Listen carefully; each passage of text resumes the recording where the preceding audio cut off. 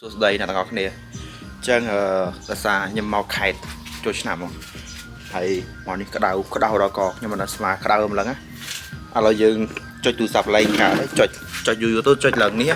ទូរស័ព្ទឡើងក្តៅមែនតើនឹងចង់លាក់ដៃប៉ុន្តែខ្ញុំនឹងបដូរ activity ទៅ Best Buy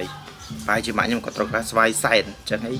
យើងទៅ Best Buy ស្វាយច្រើនណាប៉ុន្តែផ្ទះខ្ញុំមានតែម្ដងហ្នឹងឯងនិយាយទៅភាគច្រើនអីក៏ដោយមានតែម្ដងណាបើសិនជាម្ដងហ្នឹងតែឡូវបាត់ទៅងាប់បាត់ទៅអាហ្នឹងគឺយើងប្រហែលជាត្រូវដាំម្ដងទៀតអញ្ចឹងឥឡូវហ្នឹងគឺខ្ញុំទៅ Best ថ្លៃស្វាយកែវល្មៀតដើម្បីទុកឲ្យម៉ាក់សែនហើយមុខរៀងហើមទេព្រោះមកនេះដោយសារខ្ញុំជុំបងប្អូនដាក់នឹងជ្រុលទៅឥឡូវហើមមុខតែអត់អីយើងនៅសេកូបានធម្មតាអត់អីយើងនៅតែសេកូបានធម្មតាឥឡូវយើងទៅ Best Buy តោះ let's go ដើមស្វាយវានៅក្រោយផ្ទះអានេះផ្លែដូងអីគេខំប្រាំងនេះផ្លែធំណាតែចត់ដល់កដល់ស្អីដល់ស្អីទៅវាខ្ចីអញ្ចឹងនៅក្រោយផ្ទះសតណាម៉ាក់ខ្ញុំក៏ដាំទឹកក្រៀមបន្តិចយើងនៅជនបទផ្ទះយើងគឺមិនស្អាតណាអូអានេះផ្លែ7ទឹកនេះណាគេអែននៅពេញអាដែរស្ទផ្លែ7ហើយដើម7ទឹកខ្លះវាល្អអានេះដើមសកានេះដែលមានសាច់ពណ៌លឿងសាច់ពណ៌លឿងសាច់ពណ៌ក្រហមអានេះដើមមានទឹកដាំតែខ្ញុំដាំមានតែផ្លែហូបទេអញ្ចឹងខ្ញុំមិនដែលរំពឹងផ្លែមានទេមើលតែដើមថ្ងៃនោះមួយទៅខ្ញុំថាមានបៃលិនគេហៅមានបៃលិនហ្នឹងហើយ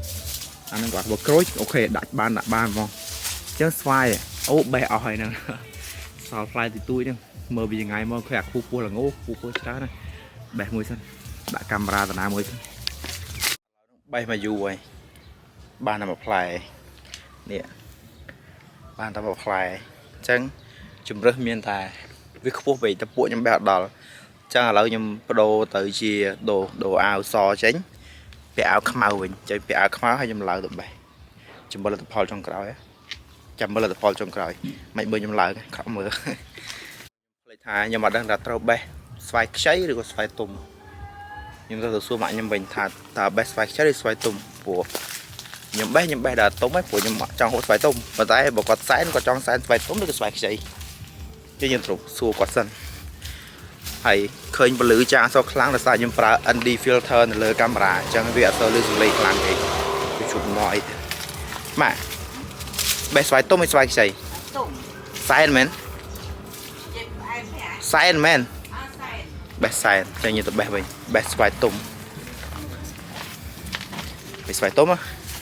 ហើយប្រែហើយកប់ចុងបេះមិនដល់ទៅ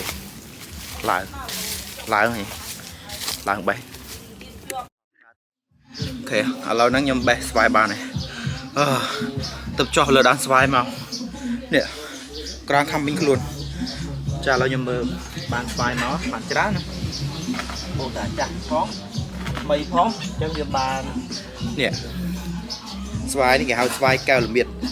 អានេះក៏ហមភាសាត្រូវថ្ងៃជាប់ឡាក់ស្គាល់ខូចស្គាល់ហើយណា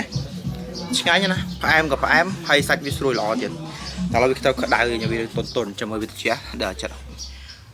តាពីសែនទេវតាអញ្ចឹងបេសកកម្មបេះស្វាយនេះគឺចប់ហើយបាយ